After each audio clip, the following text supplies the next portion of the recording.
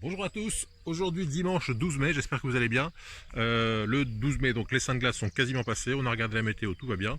Donc on va pouvoir planter aujourd'hui, faire la plantation des plants de tomates qu'on a préparées depuis 2 mois déjà. Donc on va tout de suite retrouver Christian pour la plantation des plants de tomates. A tout de suite. Et bien voilà le fameux châssis, on a préparé tous nos plants. Donc là il y a environ 300 plants, vous voyez que depuis le mois dernier, donc depuis le 3 avril dernier, les plants ont pris une bonne quarantaine de centimètres. Et donc tout s'est bien passé. Christian, où es-tu Christian? Il est par là. Christian, tu es prêt pour la plantation? Je suis prêt. Bonjour Christian. Bonjour Alors, Marie. je te suis, qu'est-ce qu'on fait? Alors voilà donc les plants que tu as commencé à préparer. Donc Alors là, j'ai sorti 4 barquettes de cœur de bœuf, c'est les cœurs de bœuf que tu as plantés en premier. toujours. C'est une tradition. Une tradition. Donc tu les as un peu humidifiés pour qu'ils soient plus faciles à dépoter, un peu Oui. arrosés. Exactement. Et puis donc je te regarde faire. Donc avant, tu as préparé ton, ton champ, on va dire, ta zone de plantation, avec des piquets en bambou, espacés tous les 50-60 cm environ. Oui. Évidemment, tu avais préparé ton sol avec du compost, du fumier, une terre bien riche donc. Absolument.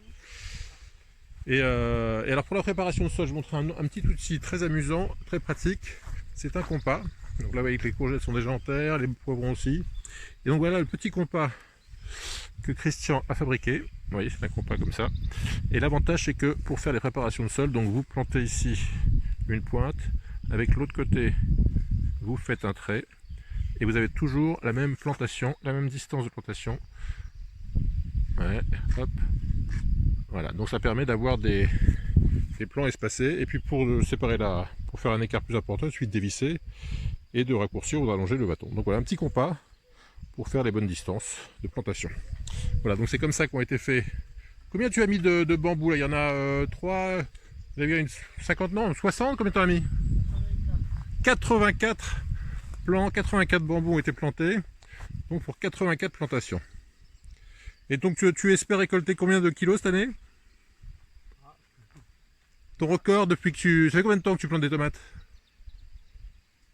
Si tout va bien, s'il n'y a pas de maladie, on aura ramassé dans les 600 kilos. 600 kilos, c'est ton record? Ça fait combien de temps que tu plantes des tomates? Oh, ça fait une dizaine d'années maintenant. Une dizaine d'années.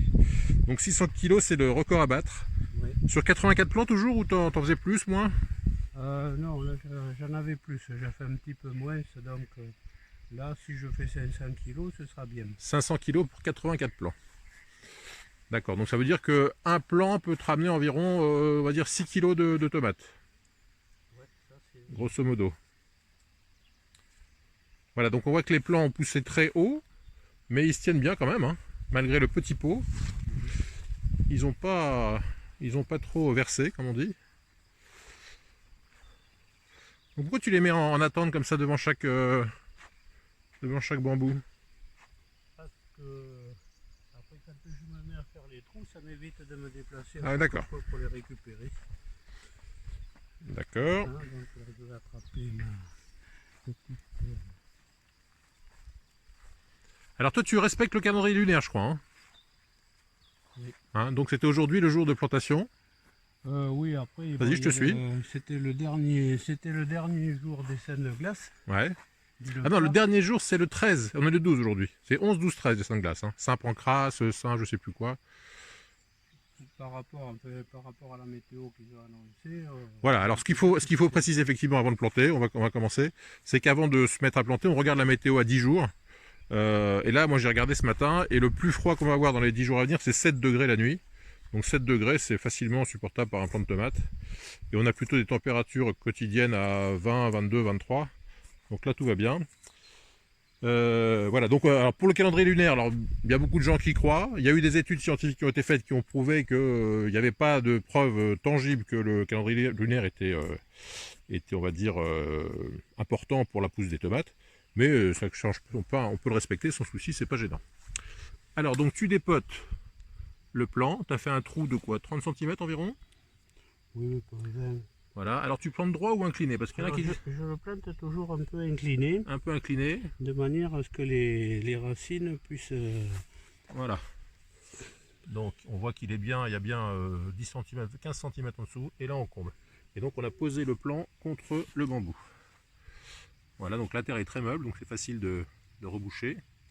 Et donc on met de la terre jusqu'aux premières feuilles quasiment, quoi. Oui. Là je fais une petite cuvette pour Une petite l'arrosage. cuvette pour l'arrosage.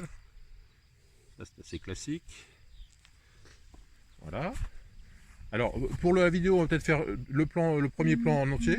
Comment tu fais habituellement? Tu fais donc tu mets en terre, ensuite tu arroses directement? Après je l'attache. Ah, tu l'attaches. Bon, alors évidemment, d'habitude, toi, tu fais ça à la chaîne, mais là, pour la vidéo, on en fait un entier d'un coup, parce qu'on va pas te regarder faire les 84. Donc, tu as des petits fils. Après, c'est très répétitif. Bah, c'est ça. Donc, nous, on en fait un entier, mais ensuite, on te laissera finir le... Donc, Je mets juste une attache là, tu mets une petite attache, par rapport au vent. voilà, pour que ça se balade pas trop. Pas trop serré pour pas abîmer le plan. Voilà, et après, un petit Voilà. coup d'arrosage. Un petit coup d'arrosage pour que la terre aille bien se mettre autour du plan et humidifier la tige qui est enterrée.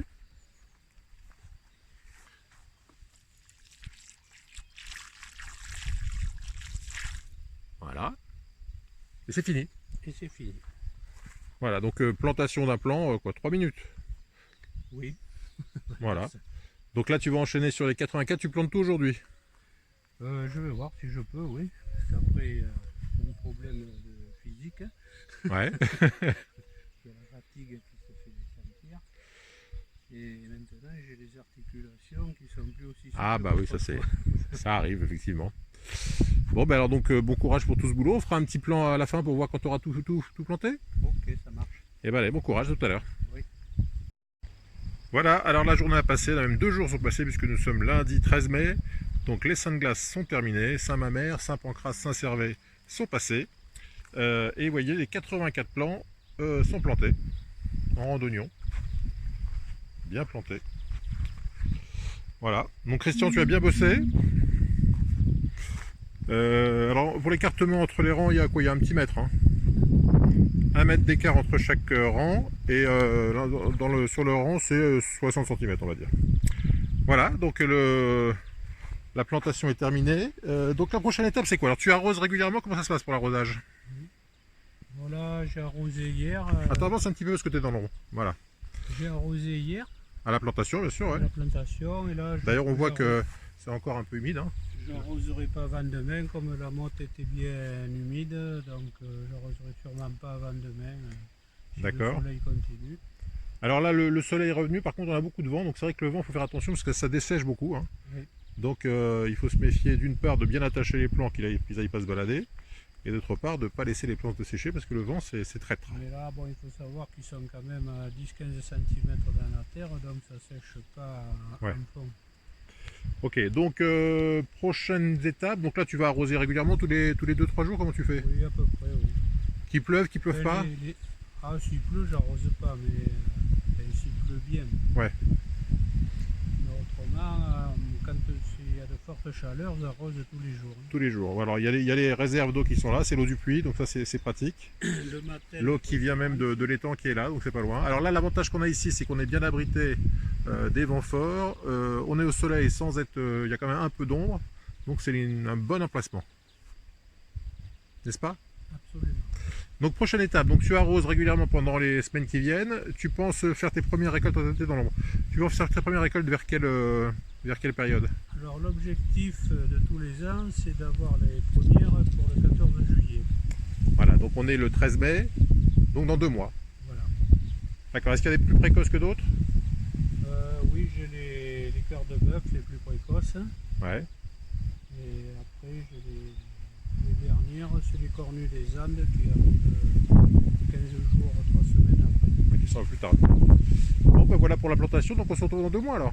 Voilà.